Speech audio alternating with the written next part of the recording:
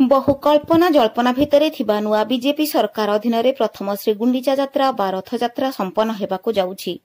प्रथमे 2 दिन व्यापी रथ टणा एवं बड़ ठाकुर मुहमाड़ी पकाइबा घटना परे नकली सेवायतंकु श्रीमंदिर नुआ प्रशासक घोषारी नकली पास नहीं जिबा घटना को बाद देला परे समस्त रीतिनीति शेष होइछि।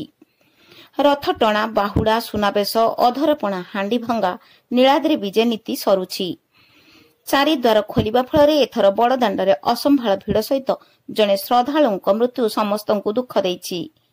एहा सहित रत्नभंडार चाबी खोलिबा सहित भितर रत्नभंडार खोली समस्त रत्न अलंकार सुरक्षित स्थानांतर होइछि, जहा एक इतिहास सृष्टि करिछि। नुआ बीजेपी सरकारक पई एहा एक चैलेंजपूर्ण कार्य थिला, जहा सुचारू रूपे संपन्न होइछि। पुरी सहित देश विदेशरे रथ यात्रा बहुत धूमधाम रे पालित होइतिबार खबर मिलिछि। जय जगन्नाथ। पुरी रु Kailash Chandra बेहेरांक report, bullet news today. आपण देखंतु आम खुशी रे सेतिकी जेतिकी नुहे भक्त माने केते खुशी अछंती देखंतु। अत्यंत निर्दय भावे प्रभु श्री जगन्नाथंकर भक्त मानकु दीर्घ 3 वर्ष धरी जो अकथनीय अत्याचार दिया जाउथिला प्रभुंकर दर्शन पई आज तार अंत घटिछि। सबु भक्त माने सुरुखुरु रे चारि द्वार देई पूर्व द्वार, पश्चिम द्वार, उत्तर द्वार एवं दक्षिण द्वार प्रभुंकर जो सिंह द्वार बाटे जाई परिबे, उत्तर पार्श्व रे जाई परिबे, दक्षिण एवं पश्चिम पार्श्व रे भी जाई परिबे।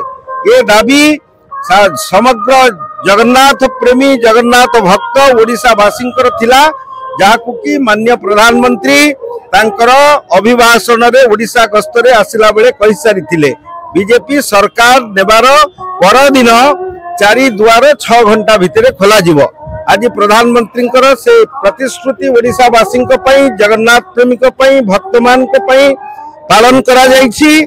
माननीय मुख्यमंत्री श्री मोहन माझी, तांकर मंत्रिमंडल उपमुख्यमंत्री श्री केवी सिंहदेव, श्रीमती प्रभाती परिडा एवं मंत्रिमंडल समस्त सदस्य माने आज आसी जीवंकर दर्शन करी ये जो प्रशासनिक ऑफिसर माने मध्य उपस्थित थिले, चीफ सेक्रेटरी, डेवलपमेंट कमिश्नर एवं आईजी इंटेलिजेंस, पूरी एसपी, पूरी कलेक्टर समस्तंकर सहयोग पाई आमे तांकु मध्य साधुवाद जनाउछु।